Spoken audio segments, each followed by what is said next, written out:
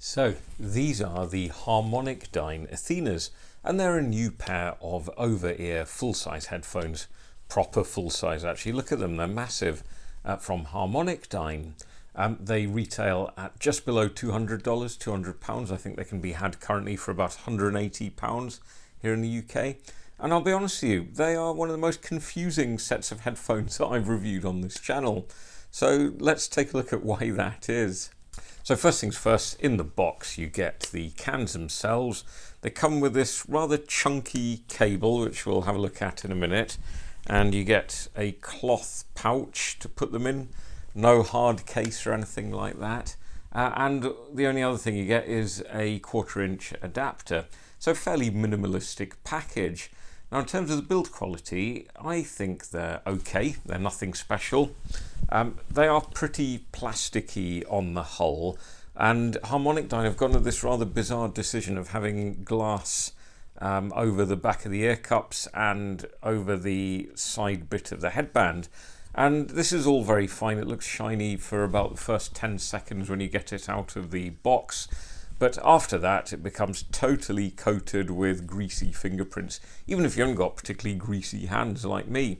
So yeah, I'm not sure that's a great design choice. The ear pads are plush and soft and fairly big. The headband is just very plasticky, and the slidey mechanism just doesn't feel as if it's built to last. The headband's reasonably wide and it is padded, but the padding's quite thin as well. And certainly on my head, I found these to be a little bit painful because the clamp force isn't very strong.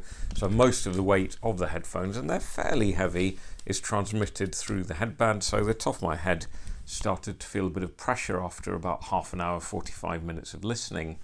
Now the cable is bizarre because it stylistically doesn't fit in with the rest of the headphones. It's like a bit of garden rope actually. It's really thick and twined, but it has got these lovely solid metal connectors, 3.5mm jack by the way, and 3.5mm connectors into the ear cups.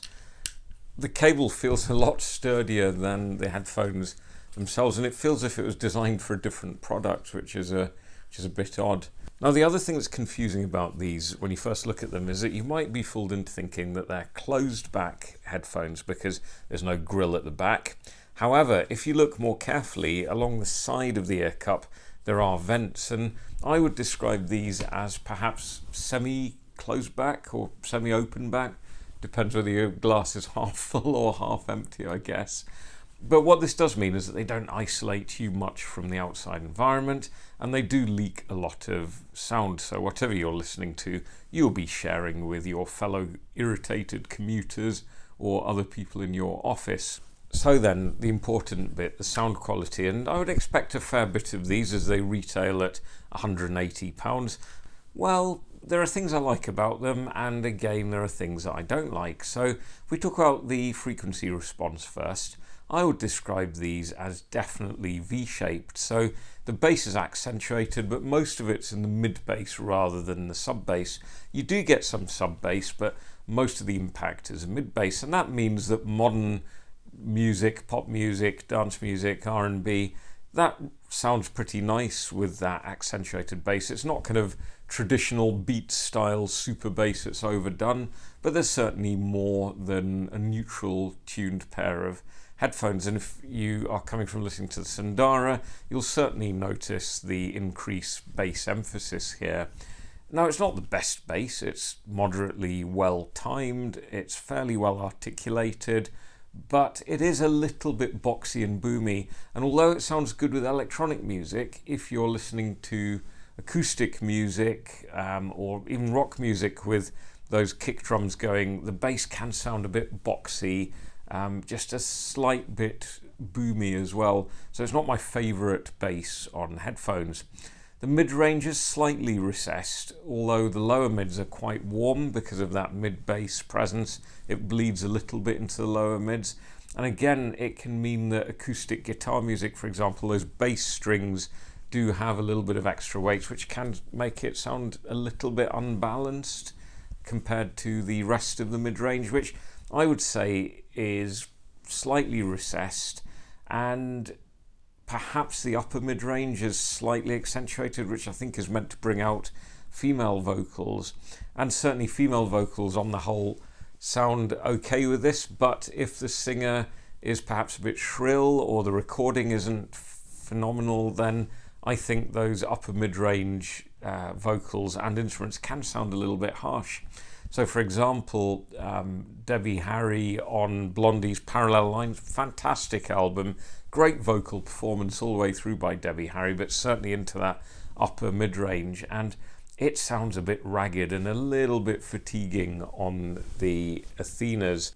The treble is the main area that I don't enjoy on these though, because it's quite heavily emphasized, particularly the mid treble, and I don't think it's a technically very good treble. So for example, cymbal hits and other high percussive elements, they do sound a bit splashy and not detailed.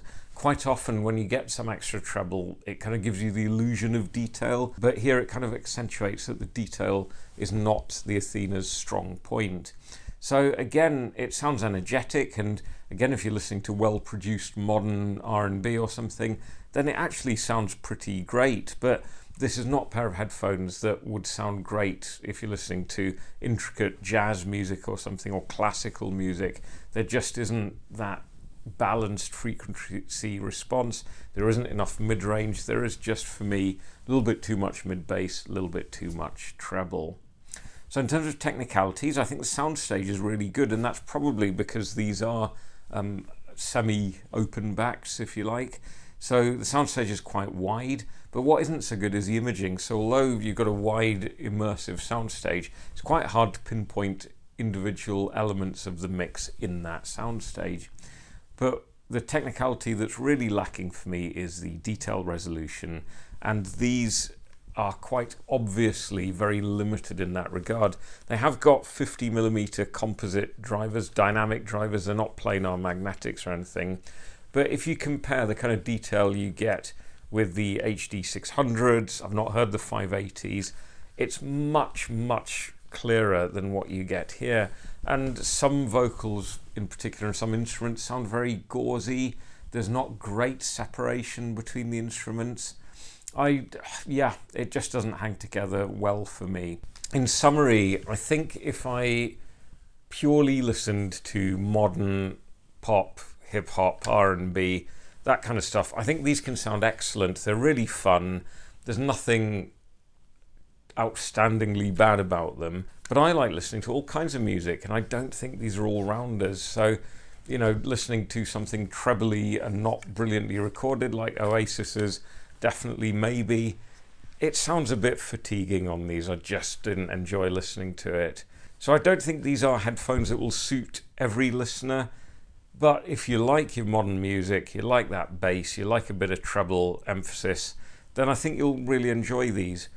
For me, they're not worth £180. If they were around £100, I think there'd be a much stronger recommendation. But those are just my thoughts, guys. As always, let me know what you think if you've heard a pair of these. I know other reviewers, Zeos, etc., have really raved about these, so maybe I'm totally off the mark. Wouldn't be the first time. As ever, if you enjoy my content, hit the like button, consider subscribing, and keep watching because there are more videos on the way.